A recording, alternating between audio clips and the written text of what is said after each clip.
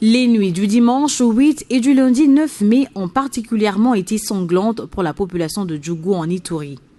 Plus d'une septantaine de personnes, dont des enfants, ont perdu la vie sous le feu et les armes de présumés miliciens Codeco. Une situation qui intervient quelques heures après la commémoration de l'an 1 de l'état de siège dans cette partie de la République.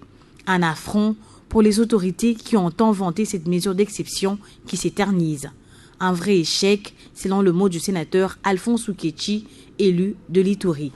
Les autorités qui sont censées mettre fin à ce qui se passe en Ituri, ils ne font pas leur travail comme il faut. Nous avons constaté qu'on a tué beaucoup plus de gens pendant l'état de siège qu'avant l'état de siège. Donc mon sentiment, c'est une désolation. S'il faut qualifier cet échec, c'est 200% en termes d'échec. Même pas 90%, mais 200%. C'est un échec total. C'est comme ça que nous avons dit au président qu'on doit requalifier cette histoire et nous attendons la table ronde qu'il a promis pour qu'on puisse requalifier.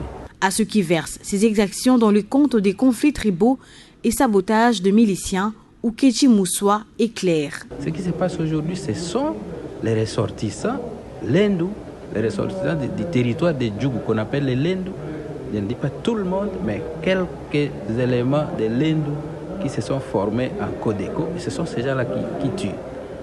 Il n'y a pas de guerre interethnique, mais c'est ce qu'on distille ici, au niveau de Kinshasa comme information. L'état de siège est parti pour mettre fin à ça. Qu'est-ce qu'ils ont fait pour mettre fin à ça? C'est la question qu'il faut poser. Comment on peut le saboter? Vous pouvez me dire qu'une milice peut être plus forte qu'un État? Des élus estiment qu'il n'est pas prudent d'attendre la tenue de la table ronde proposée par le chef de l'État pour agir, car les miliciens de leur côté n'attendent pas. Il exhorte les bureaux du Sénat à diligenter une mission des sénateurs en Ituri afin de mener des enquêtes indépendantes.